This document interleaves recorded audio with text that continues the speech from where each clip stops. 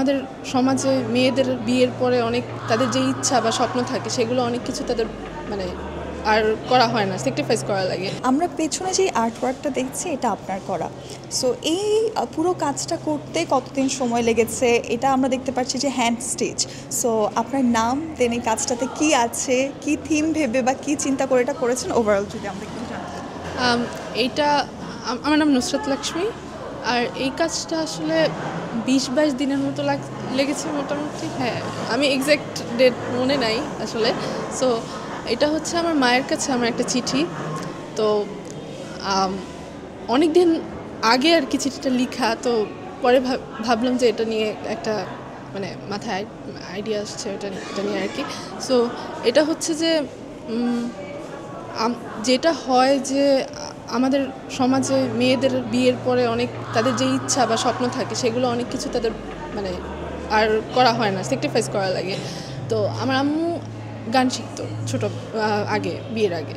তো আমি যখন ছোট ছিলাম তখন আম্মুর গানের খাতা দেখেছি যেখানে আম্মুর গান লেখা এরকম, বাট ওইটা পরে বন্ধ হয়ে গেছে আর কি ফ্যামিলির কাজ সেগুলোর জন্য।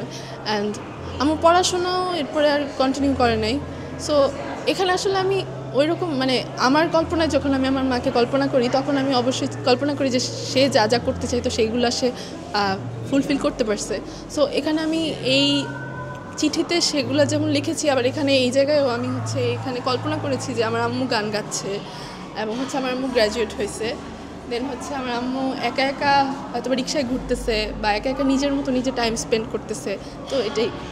এছাড়াও মানে আম্মু মানে আমার ফ্যামিলিতে আম্মু অনেক কী বলবো যে অনেক আম্মুকে ছোটোবেলা থেকে দেখছি অনেক কিছু সাফার করছে অনেক কিছু নিয়ে অল।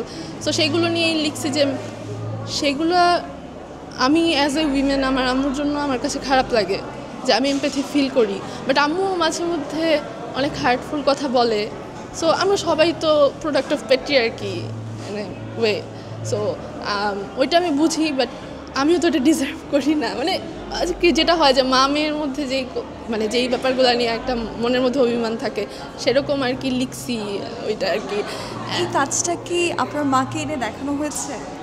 আমি আম্মুকে দেখিয়েছি এমনিতে, কিন্তু এখনও আসেনি। আম্মু এক্সিবিশনে আসবে বলছে, আছে তো অনেক দিন তো। আর এছাড়াও যে সুখী পরিবারের যে ব্যাপারটা, যে যদি একটা পারফেক্ট হ্যাপি ফ্যামিলি হইতো তাহলে হচ্ছে আমি, আমার আম্মু, আমার বড় আপুর মেয়ে আমরা একসাথে বসে হয়তো বা গল্প করতেছি, সেটার কথাও মানে লিখছি চিঠিতে।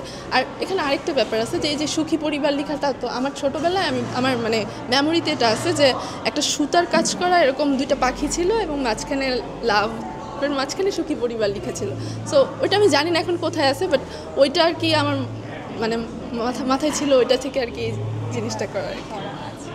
এই যে এখানে আমরা জানলাম যে এই যে ওভারঅল যে হ্যান্ড স্টিচ লেটারটা, এটার মধ্যে এই ফ্লাওয়ারটা আপনি আলাদা করে বসিয়েছেন, এটার আইডিয়া থেকে আসে? এইটা হচ্ছে আমার আম্মুর একটা ছবি আছে। আম্মু যখন ইয়াং একেবারে ছিল সেই সময় আম্মুর হাতে একটা গোলাপ রোজ নিয়ে হচ্ছে একটা ছবি আছে। আর এছাড়াও আগে যখন নোটবুকে মানে ওই যে মানুষজন চিঠি লিখতো সেখানে একটা জলছাপ থাকতো না যে ফুলের, সো সেই কনসেপ্টটা থেকে আর কি এই জিনিসটা করেছি। থ্যাংক ইউ সো মাচ, আপনাকে অনেক সুন্দর আর্টওয়ার্ক ছিল এটা।